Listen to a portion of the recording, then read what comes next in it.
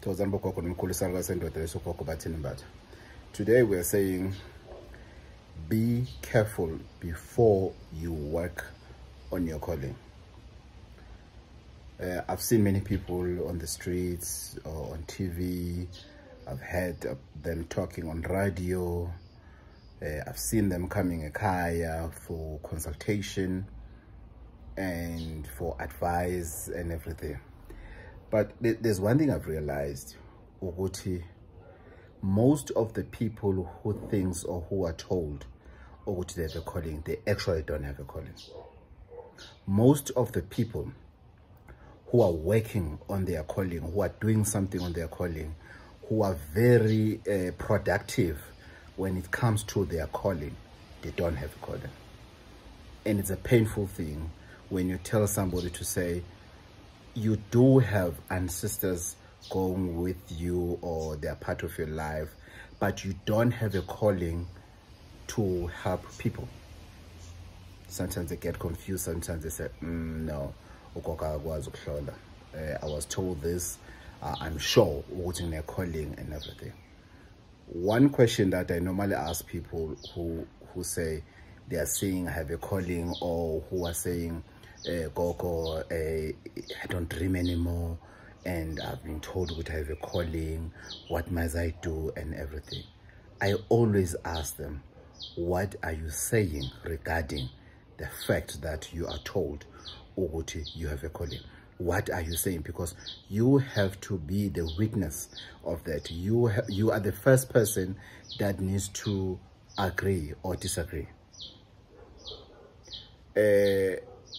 Don't find yourself being used for financial gains by a traditional healer, whereby you are being told what you have a calling and you get excited about it and everything, and you start working on it. It's wrong.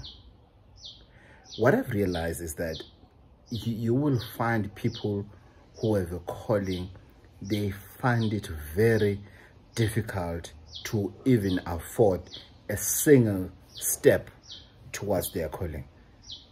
And most of them, they really have a calling. And most of those that don't have, bakhuthele, they do everything. Bayaphahla, bayemfuleni, benzani, bathenga amabhayi and everything. There's a guy that came to consult for consultation in September, and I said to this guy, you've got such a beautiful ancestors. You've got, the person that you are representing on earth, he so much cares about you and everything. I told Gogo, I would love to do something, but I can't afford.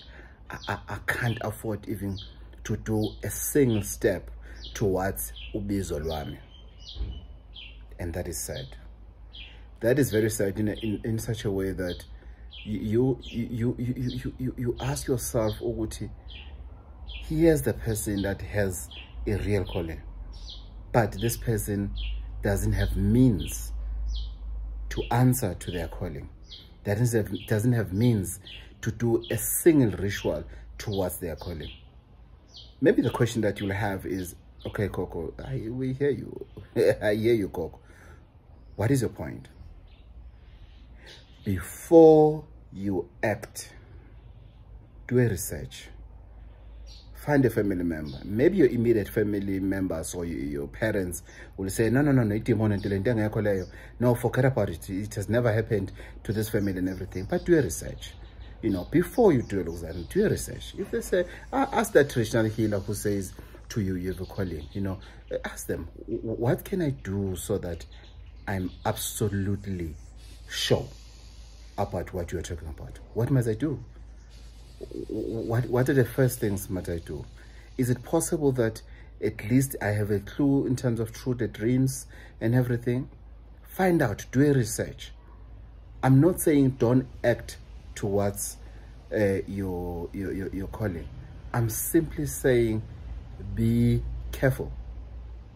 Be careful. Maybe you are being told Uguti you have a calling because that person can see Uguti you can afford let's do this ritual to cost this much, you'll do it. Let's do this ritual to cost this much, you'll do it, and everything. Many people, guys, many people, they'll say, Gogo, I've done it, I've done it all. And think about your partner at the same time.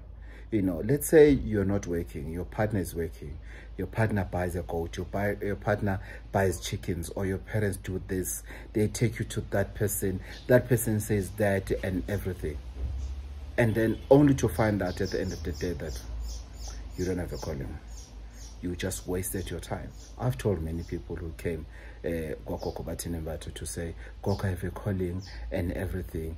I said, no, you don't have a calling. You were not even supposed to, or to your trust. And I give facts of why. Others, I tell them, yes, I confirm you do have a calling.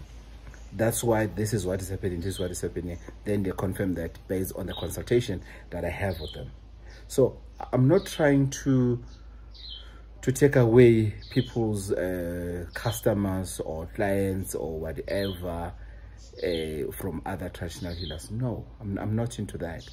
All I'm saying is that it will be nice that if you are working on what is called Ubizo, you are working on something that you are absolutely content, absolutely sure, absolutely, you can feel it, you have dreams, people, they talk to you. Everywhere you go, the ancestors they speak to you. They speak to you in a daylight. They speak to you on the queue, on the text. They speak to you inside the taxi while you are driving. Everywhere they get involved in your calling. And when you realize that it seems like you're working alone, pardon me. It seems like you're walking alone in this thing, on this calling of yours. There's no support structure from your ancestors. It's only people that will say, yes, we have a calling. Bring something, I'll do this. Bring this, I'll do this for you and everything. It's worse that you find yourself so tracile, and then you are being told, no,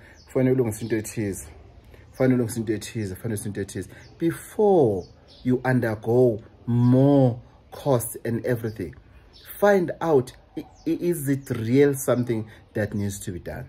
Because most of the people are coming but no, yeah, you trained me, but apparently you didn't do this, you didn't do Indawa, you didn't do Indig, you didn't do Estonia, you didn't do this and everything. And people fight with the trainers and everything. No, the process was not complete and everything, only to find out it was lies. And you even have a pride to go back and apologize into your trainer to say, I was misled, I'm sorry. You even afraid to do that, because why?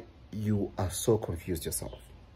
So let's agree to disagree that issues of calling are personal in a way that they start with you. You are the start, you are the end. If you have a real calling, you go for training and everything, your ancestors will tell you first, before they tell your trainer that they are done. They will tell you that we're ready now, we're done, we're ready to go home, we're ready. Then you tell your trainer, or your trainer will tell you to say, hey, abagin bafigile, they are ready to go home. Now finally we see pothole so that we can prepare for you to go home.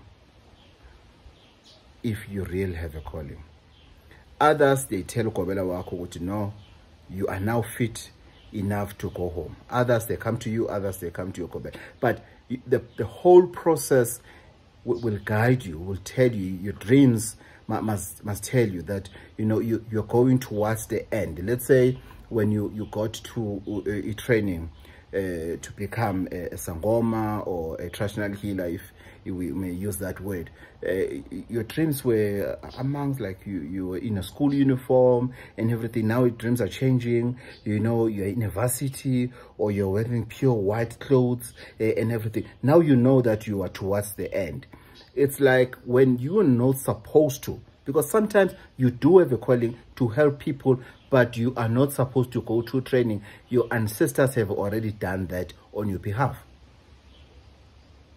I've never went through any training. I've never. No one can raise their hands and say, yes, Bathini spent a year in my yard doing this and everything. Most 99% of the stuff regarding my calling, my grandmother did it for me, did it on my behalf.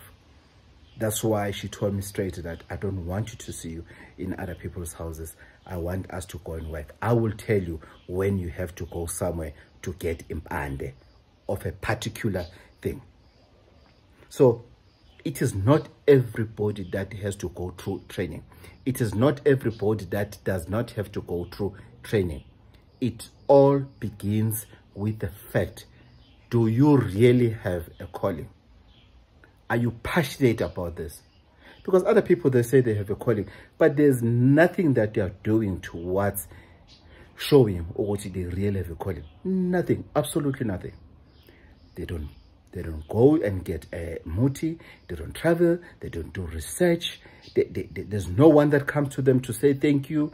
There's absolutely nothing that is happening. Then they get frustrated, knowing very well that even from the beginning, they know what they didn't have a calling. We get visitors. You know, September was my Africa month. We got people from Namibia. We got a lady from Zimbabwe. We got a lady from Botswana. We've got a lady from Lesotho. We had people from South Africa, all over. Others, they stay in Saudi Arabia and everything. They came, they came in Pangen to say, Gogo, yo, my calling is destroying my life now. This is what happened, this is what happened, this is what happened. Then we start to help them. There's a guy that came, he's from Mlazi. He went under training when he was 13 years of age. He didn't graduate. He asked to go to Ogoka, to go before the graduation ceremony. He completed the whole training, and he was supposed to finish the whole training, but he saw things getting too slow and everything, and then he gave up on the calling. I was telling him that I wish I was him.